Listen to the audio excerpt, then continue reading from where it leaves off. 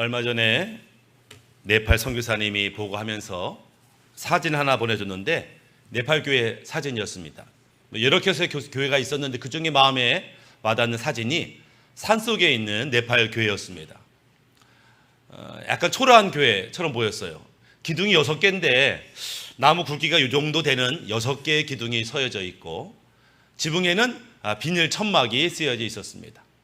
바닥은 의자가 없었고 돗자리를 깔아놓은 것 같았고 앞에는 아마 사과 곶자 같은 것들이 쌓여 있어서 강대상 역할을 한 것 같았습니다. 당연히 마이크 시설이나 음향 시설은 없어 보였습니다. 제가 딱 보는 순간 저 정도 교회면 내가 하루 만에 나도 짓겠다 이런 생각을 하게 됐습니다. 한 15명 정도가 그 교회에 출석한다 이렇게 말하는 것을 들으면서 비록 우리나라의 비닐하우스만도 못하고 과수원 원두막만도 못하지만 분명 하나님께서 기뻐하는 교회리라 이런 생각을 하게 되고 하나님이 기뻐하는 교회는 어떤 교회일까 이런 생각을 다시 한번 하게 됐습니다. 하나님이 기뻐하는 교회, 우리 예수랑 마을교회는 하나님이 기뻐하는 교회인가 이런 생각도 해보게 됐습니다. 예수님께서 처음으로 교회에 대한 말씀을 하시면서 이렇게 말씀하시죠. 마태복음 16장 18절에 또 내가 내게 이르노니 너는 베드로라 내가 이 반석 위에 내 교회를 세우리니 음부의 권세가 이기지 못하리라. 예수님께서는 제자들에게 교회의 비밀을 말씀하시면서 이 교회는 음부의 권세가 감히 어찌할 수 있는 게가 아니야 이러면서 교회의 권세에 대해서 말씀하는 것들을 보게 됩니다. 예수님께서는 이 교회를 통해서 이 땅에 하나님의 나라를 세우겠다 말씀하셨고 특별한 권세, 마귀, 사탄, 악한 영이 어찌할 수 없는 그 권세를 주시겠다 이렇게 말해요. 여기서 음부의 권세가 이기지 못한다라고 하는 말의 원어적 원뜻은 이렇게 쓰여 있습니다. 지옥문이 교회의 권세를 견디지 못한다. 원래 이렇게 쓰여 있어요. 지옥문이 교회 권세 앞에 견디지 못한다.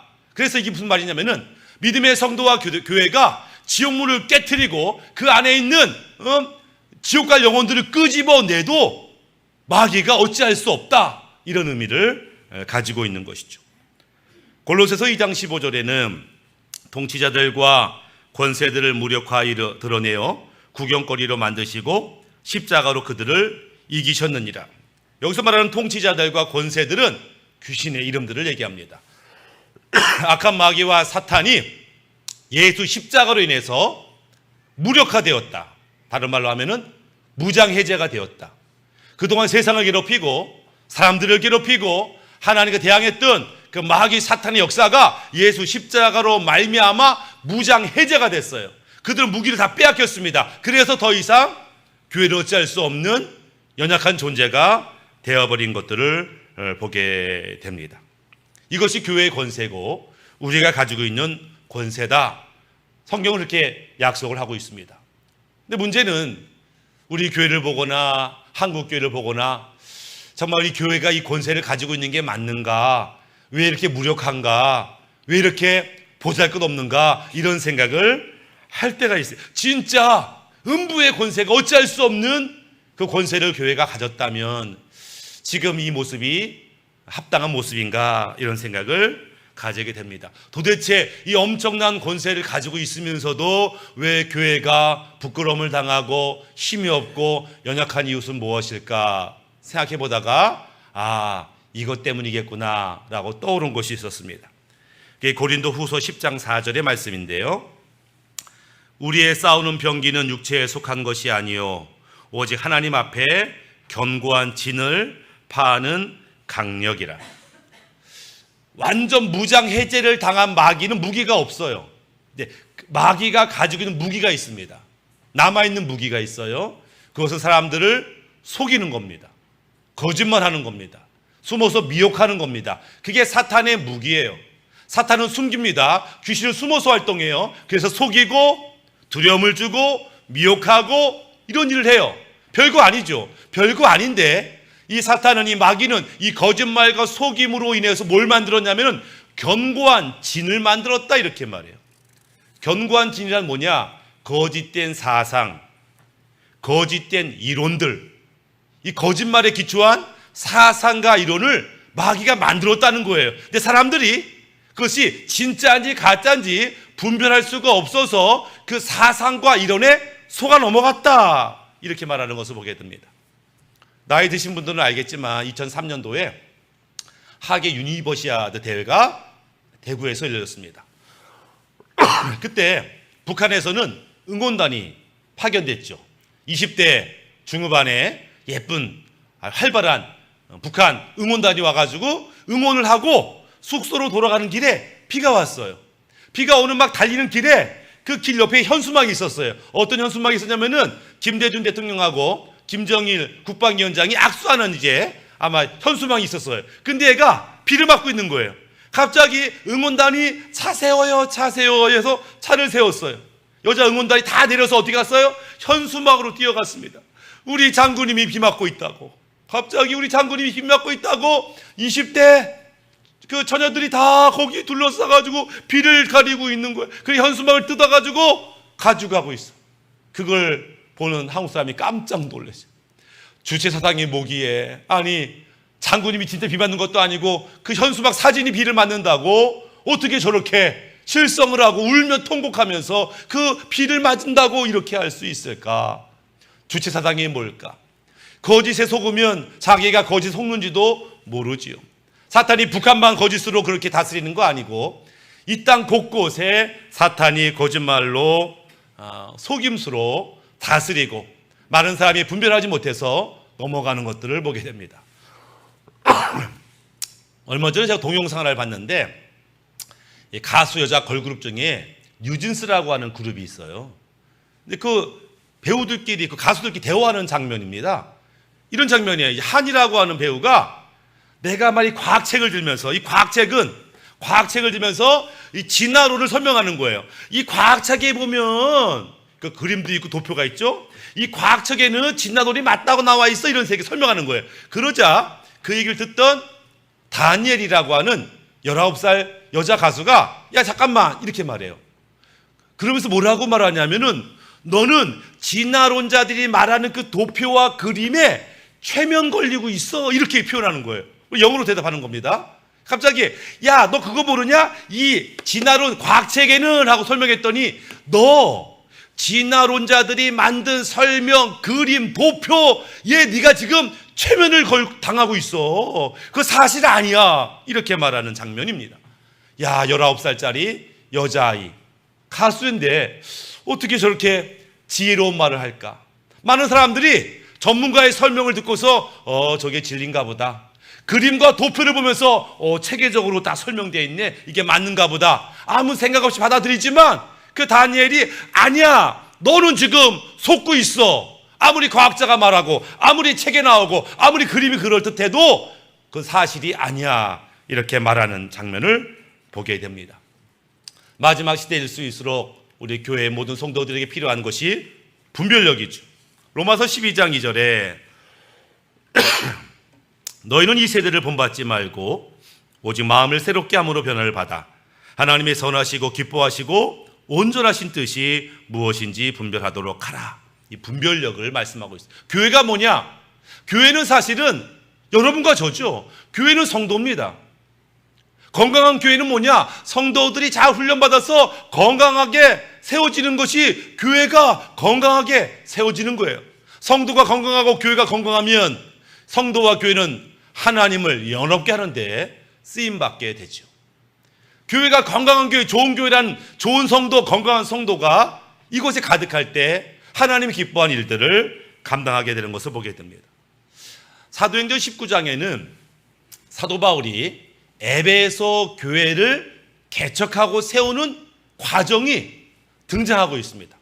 하나님이 기뻐하는 에베소 교회가 어떻게 세워졌나를 좀 우리 살펴보면서 우리 예수사랑마을교회가 어떻게 하면 우리도 건강하고 하나님 기뻐하는 교회가 될 수 있는가를 좀 살펴봤으면 좋겠습니다. 19장에 딱 1절부터 시작되면은 사도 바울이 에베소에 옵니다. 에베소에 도착하자마자 사도 바울이 한 게 뭐예요? 전도하는 겁니다. 디모데후서 4장 2절에 너희는 말씀을 전파하라. 때를 얻든지 못 얻든지 항상 힘쓰라. 사도 바울이 에베소에 와서 뭐냐면 전도했어요. 우리도 전도할 수 있어요. 직장에서, 거리에서, 친구를 만나고 아니면 동호회 모임에 갔다가 운동하면서 얼마든지 전도할 수 있어요. 때를 얻든지 못 얻든지 하나님이 기뻐하는 모습이지요.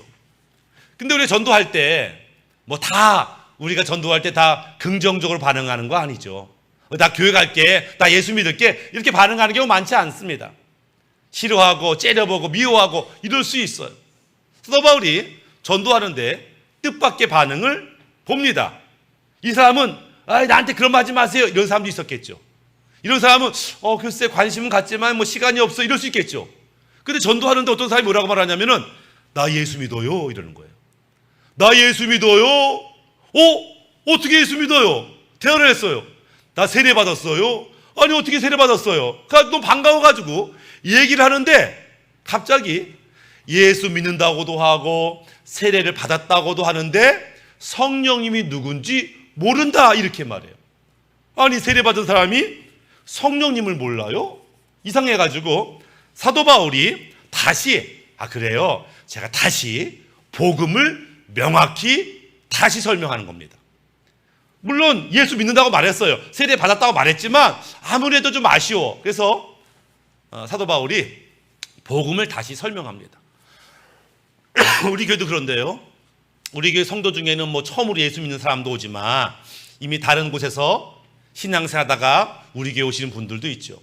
그런 분들에게 제가 권하죠. 우리 교회에 양육반이 있어요. 우리 교회에 아주 신앙 기초 훈련이 있어요. 이러면은 그래요 하고 교육을 받는 사람도 있지만 아니 내가 권사예요.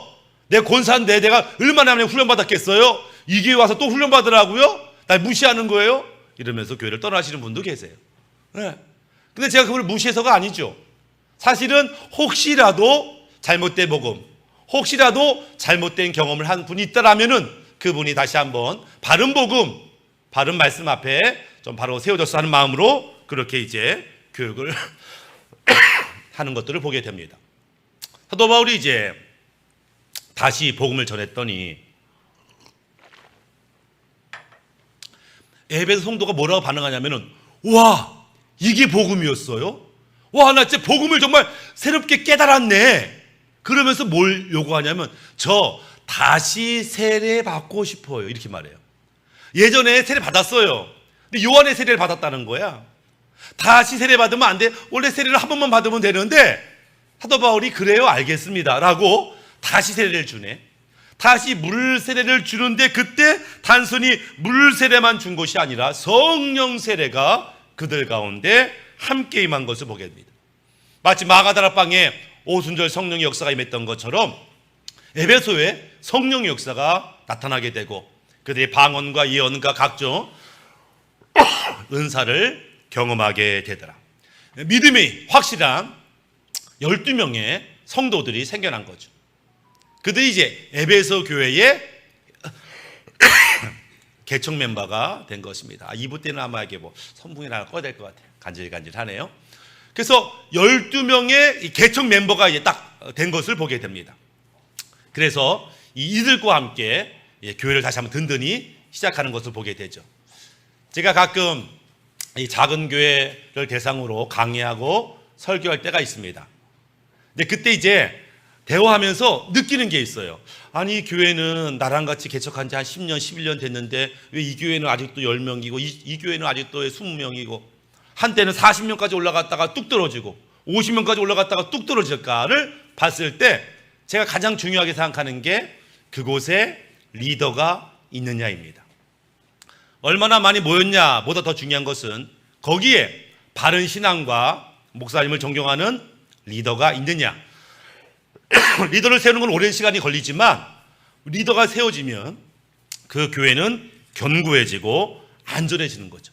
바른 복음을 듣고 성령 세례를 받은 에베소 교회에 12명의 리더가 생겨짐으로 말미암아 에베소 교회는 든든하게 세워지는 것들을 보게 됩니다. 12명의 개척 멤버와 함께 사도 바울이 시작한 건 뭐냐면은 성경 공부였어요. 복음을 선포하는 거와 진리를 가르치는 건 차이가 있습니다. 복음 선포는 하루면 돼요. 그렇지만 하나님의 계획, 하나님의 비전, 하나님의 뜻을 알게 하는 데는 시간이 오래 걸립니다. 사도 바울은 12명의 개척 멤버와 함께 이제 3개월이라고 하는 기간 동안 하나님의 말씀을 자세히 풀어서 설명을 하게 됩니다. 그랬더니 어떤 일이 벌어졌냐면은 이제 사람들이 모였어요. 이제 3개월 동안 열심히 성경 말씀을 배웠어요. 그랬더니 이 무리가 반으로 나뉘어졌어요. 한 부리는 아멘, 너무나 귀한 말씀, 이렇게 반응했고, 무슨 저런 이야기가 있어, 믿을 수가 없구만, 이런 반응을 보이더라. 결국 사도 바울은 아멘하고 반응한 사람들과 함께 교회를 시작합니다. 우리가 복음을 증거하고 말씀을 가르칠 때 모든 사람이 다 아멘하는 거 아니에요. 모든 사람이 다 믿는 거 아닙니다. 어떤 사람은 믿어지고 아멘하고 순종하지만 나머지 사람들은 믿어지지 않고 거부하고 싫어하는 경우가 있어요. 어쩔 수 없어요. 아무리 복음을 잘 증거해도 어쩔 수 없습니다. 하지만 교회 역할은 적어도 모든 사람에게 하나님의 진리, 복음을 듣게는 해야 되는 거예요. 자기가 듣고서 안 믿을 수 있어요. 교회 안 갈 수 있어요. 그러나 한 번은, 평생에 한 번은 바른 복음, 바른 진리를 들어서 스스로 선택할 수 있어야 한다. 그래서 아멘으로 반응한 사람들을 따로 불러내서 2년 동안 두란노 서원을 빌립니다. 두란노 서원으로 말하면, 지금으로 말하면 약간 학교나 학원 같은 곳인데 거기를 임대합니다. 2년 동안. 그리고 2년 동안 집중적으로 교회 사역을 하는 것을 보게 됩니다. 2년 동안 뭐 했냐면은 제자 훈련을 시킵니다. 진리의 말씀을 아는 거 중요하죠. 그러나 아는 것으로 충분하지 않아요. 이게 몸에 배어야 됩니다. 훈련된다는 것은 몸에 익숙하게 된다. 그래서 말씀에 순종하는 것이 익숙하고, 믿음대로 행동하는 것이 익숙하고, 감동받은 대로 살아가는 것이 익숙해지려면 훈련되어져야 돼요. 나 하나님 말씀 묵상해야지. 다 성도들이 그런 마음 먹죠. 그러나 실제로 묵상하는 사람 많지 않아요. 왜? 훈련되어지지 않아서. 기도해야지. 다 그런 마음 먹죠. 근데 기도 못해요. 기도 훈련되어지지 않아서. 훈련이라는 것은 내 몸이 자연스럽게 익숙하게 반응할 수 있을 만큼 우리가 준비될 필요가 있다. 교회 안에는 어린 영혼의 성도들이 있습니다. 어린 영혼도 귀하죠. 보배롭죠.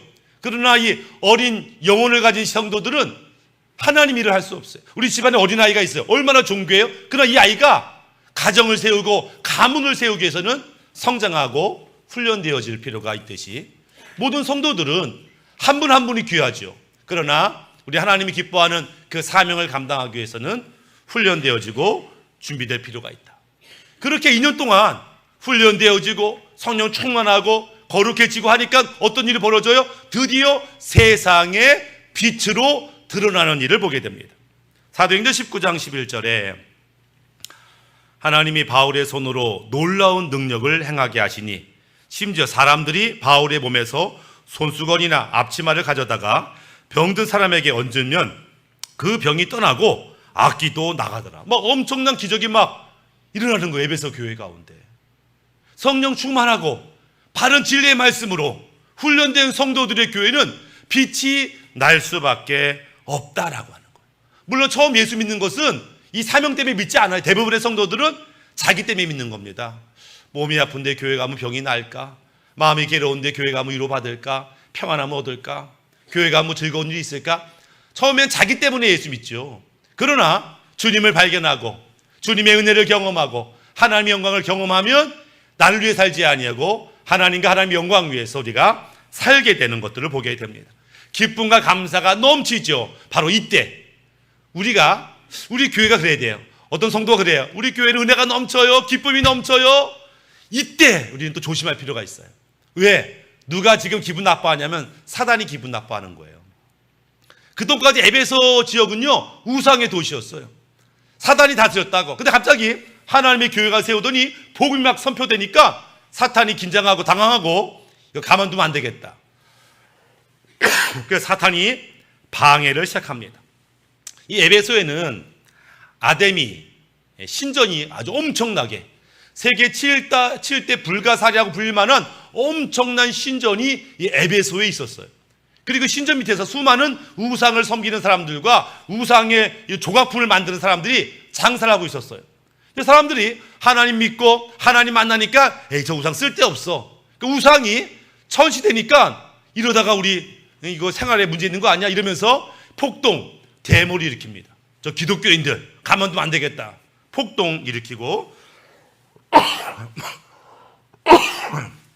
대모를 일으키는 것들을 보게 되죠. 우리가 은혜를 받고 우리가 성장할 때 항상 이거 조심해야 됩니다. 가끔 저도 이제 성도들 가운데 갑자기 은혜 받는 성도가 있어요. 갑자기 막 치고 나가. 믿음이 막 자라. 깨달음이 막 좋아. 엄청 영적 체험을 해. 엄청 축하할 일이지만 한편으로 야, 저 성도 조심해야 되는데 이런 마음이 있어요. 왜? 사탄이 가만두지 않기 때문에. 엄청난 문제, 수백 명, 수천 명이 지금 폭도가 일어나가지고 교회를 막 깨부시려고 하는 그런 상황입니다. 근데 이게 어떻게 해결됐냐면, 이 문제가 어떻게 해결됐냐면 한 사람 때문에 이 문제가 해결됩니다. 19장 35절에 서기장이 무리를 진정시키고 이르되 에베소 사람들아, 에베소 시가 큰 아데미와 제수에게서 내려온 우상의 선전지기가 된 줄을 누가 알지 못하겠느냐. 이 서기장이라는 것은 이 에베소 의회 의장이에요. 그러니까 권력 있는 사람이죠. 영향력 있는 사람이죠. 물론 이 사람이 예수 믿는 사람은 아닌 것 같아요. 그런데 교회에 대해서 호의적인 사람인 거예요. 폭동이라는데 갑자기 막아서서 여보시오 내 말 좀 들어보세요. 당연히 우리 도시가 아데미의 도시고 제우스의 도시죠. 그 누가 모릅니까? 그러나 지금 여러분의 행동을 보니까 갑자기 법리 해석을 합니다. 로마의 관계를 이야기합니다. 이 증거도 없지 않냐 이런 말이야. 그러니 갑자기 주춤주춤 하는 거예요. 당연히 이거 짚고 넘어갈 문제지. 그러나 이렇게 반응해서는 되려 우리가 공격당한다. 아주 조리 있게 설명하면서 이들의 폭동을 진압하는 것을 보게 됩니다. 기독교인이 아니었어요. 다만 교회에 대해서, 아마 바울에 대해서 호의적인 사람인 것을 보게 됩니다. 과거 한국 교회가 그랬어요. 교회를 안 다녔지만 교회가 좋은 일 하는 거야. 저 목사님 좋은 일 하는 분인데 자꾸 왜 방해하냐? 이런 사람이 주변에 있었어요. 근데 비록 교회를 안 다니지만 교회가 좋은 일 하는 것 같은데 라면서 교회를 보호하는 사람들이 있었다. 근데 지금은 어떠냐? 그렇지가 않다라고 하는 거예요. 사실이 아니어도 교회가 잘못했을 거야. 이런 반응이 팽배하죠. 얼마 전에 넷플릭스 개봉한 나는 신이다라고 하는 이 다큐멘터리를 통해서 더 많은 사람들이 교회를 싫어해. 종교 자체를 싫어해. 그러면서 교회 얘기하지 마라. 이런 반응이 점점점 커졌다라고 설문조사가 말하는 것을 보게 됩니다. 여름이면 각종 선교회에서 집회를 하고 수련회를 하고 선교학교를 하는데 예년과 다르게 올해 참여도가 가장 적다고 합니다. 이런 부정적인 이미지와 인식 때문에 사람들이 관심을 않는 거죠. 우리 교회가 이 지역사회를 위해서 뭔가를 하려고 하죠. 그래서 우리 2층에는 지역아동센터가 있죠. 또 우리 목요일마다 마을 주민과 함께 요리 수업도 하고 또 마을 행사에 우리 교회가 참여도 합니다. 근데 가끔 그럴 때 어떤 성도가 그래요. 왜 우리 교회가 교회 사명도 아는 일에 이렇게 힘을 이렇게 써요? 이렇게 힘을 왜 낭비해요? 라는 분위기로 얘기하죠. 그러나 힘을 낭비하는 게 아니에요. 마을 행사에 참여하고 마을 주민들 돕는 일이 교회가 마땅히 해야 될 일이다라고 하는 거예요. 히브리서 12장 14절에 모든 사람과 더불어 화평함과 거룩함을 따르라. 이것이 없이는 아무도 주를 보지 못하리라. 모든 사람과 더불어 할 수 있으면, 다른 구절이 있어요. 할 수 있으면 모든 사람과 더불어 화평. 이 화평한 관계가 복음을 증거하는데 얼마나 유리한지, 하나님의 말씀을 선포하는데 얼마나 유리한지 몰라요. 우리가 믿지 않는 마을 사람들과 좋은 관계를 맺는 것, 그것이 교회를 건강하게 세우는데 중요한 태도인 것들을 보게 됩니다. 그리고 거룩함은 중요하죠. 로마 제국이 헬라 제국을 점령했어요. 힘으로는 헬라 제국이 로마를 못 이겼습니다. 근데 로마의 마음에는 우리가 비록 힘이 있어 헬라 제국을 정복했지만 문화, 예술, 철학, 헬라가 앞서지, 이런 의식이 있었어요. 그러니까 헬라 제국을 정복했지만 다 때려 부수지 않았어요. 그대로 냅뒀어요. 왜? 좋은 거니까. 예술품도 좋고 철학도 좋고 철학자를 후대하고 문화를 후대하고 왜? 좋게. 그래서 로마가요 헬라의 모든 문화 예술을 그대로 받아들이게 됐습니다. 근데 로마가 헬라 문화를 받아들일 때 거기에 뭐가 포함되어 있었냐면은 동성애가 포함되어 있었어요. 왜냐하면 우리가 알고 있는 소크라테스, 플라톤 이 사람들이 동성애자예요. 그러니까 동성관계를 맺었어요. 여러 가지 이유가 있지만 동성관계를 맺었어요. 그러니까는 저렇게 고상한 철학자가 동성애를 하네? 저게 뭐야? 한 번도 보지 못한 이상한 성적 관계를 맺는데 그게 좋아 보였어요. 좋아 보였어요. 그 황제들이, 귀족들이 철학을 배우면서 동성애를 따라하게 됩니다. 그게 로마 귀족 사이에 문화가 돼버렸어요. 동성애. 그러니까 로마 황제들이 아주 예쁜 남자를 옆에 두는 겁니다. 이 유행을 보면서 가장 마음 아파하는 사람이 있었어요. 그게 누구냐면 부모들이었어요. 황제의 부모, 귀족 자제의 부모. 어떻게 우리 아들이 동성애를 하냐, 저런 회개한 일을 하냐, 이 부모들이 이제 걱정이 되는 거예요. 그러니까 부모들이 이거 어떻게 하지? 문화야. 다들 뭐 한다는 거야. 그 자기가 볼 때는 용납이 안 돼. 그래서 이 부모들이 어떤 해결책을 찾았냐면 안 되겠다. 우리 집안이 이렇게 콩가루 집안 돼서는 없다. 이러면서 마음 먹은 게 믿음 좋고 정결하고 깨끗하고 정직한 그런 며느리를 받아들여야 되겠다 생각했어요. 동성애를 하지 아니하는 며느리, 성적으로 깨끗한 며느리를 찾다 보니까 누굴 발견했어요? 기독교인 여성을 발견하게 됩니다. 다른 로마 여성과 다르게 정결함을 소중하게 여기고 함부로 몸을 사용하지 아니하는, 동성애를 거부하는, 죄악으로 여기는 그런 기독교인 여성을 며느리 삼는 거예요. 누구 며느리? 황제의 첩이라든지 귀족 아들의 며느리로 삼는 거예요. 왜? 그들에게 기독교인은 아주 정직하고 정결한 어떤 부류로 이제 인식이 된 것이죠. 콘스탄틴 황제가 기독교를 공인하고 기독교를 국교로 세웠잖아요. 믿음 좋아서기보다는 그 콘스탄틴 황제의 어머니가 기독교인이에요.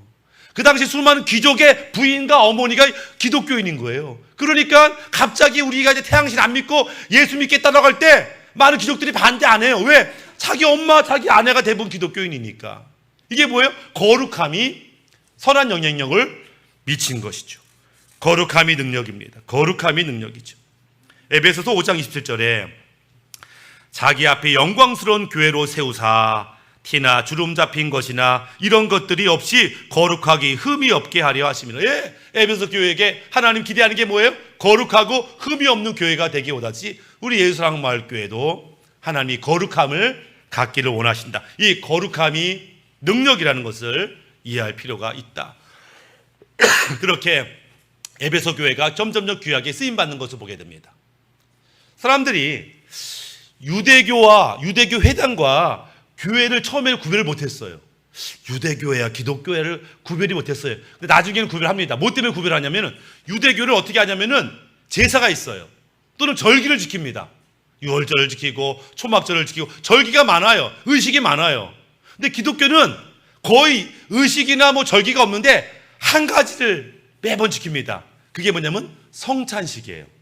아, 교회는 성찬식을 하는구나. 이 성찬식이 이 회당과 이 유대교와 교회를 구분 짓는 것이었어. 이 성만찬, 이 성찬식은 교회의 아주 중요한 특징 중에 하나였습니다. 왜냐하면 이 성찬식이야말로 교회가 뭔지를 설명하고 있기 때문에 그래요. 고린도전서 11장 25절에 식후에 또한 그와 같이 잔을 가지시고 이르시되 이 잔은 내 피로 세운 새 언약이니 이것을 행하여 마실 때마다 나를 기념하라. 성찬식은 뭐냐면 예수님과 연합하는 겁니다. 나는 하늘에서 내려온 산 떡이니 떡을 먹으면서 예수님과 연합하는 거예요. 예수 십자가의 보혈을 마시면서 예수님과 연합하는 거예요. 주님과 연합하는 거예요. 그리고 내 안에 들어오신 주님이 드러나는 것이 신앙생활임을 고백하는 거죠.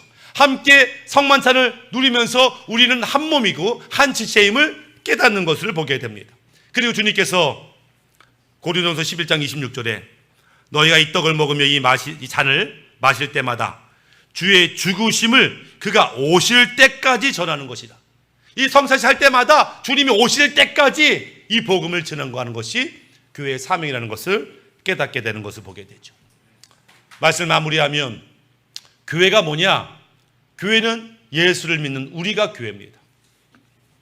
주님은 우리에게 엄청난 권세와 사명을 주셨어요. 왜? 교회의 말로 세상의 유일한 희망이며 음부의 권세가 어쩔 수 없는 조직이기 때문에 그렇다. 교회는 세상에게 천국이 어떤지를 보여줘야 하는 사명이 있어요. 예수님의 마음이 어떤지 내가 보여줍니다.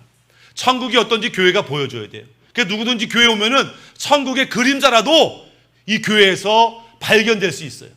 야, 내가 이 교회에서 천국을 느꼈어. 진짜 천국은 얼마나 좋을까? 이것을 보여줄 수 있는 교회가 하나님이 기뻐하는 교회. 그러려면 훈련되어야 합니다. 그러려면 거룩해야 돼요. 그러려면 우리가 말씀을 알아야 됩니다. 우리 예수랑마을교회가 지금까지 내려왔지만 앞으로는 더 주님이 기뻐하고 쓰임받는 교회가 되기를 주님의 이름으로 축복합니다. 아멘.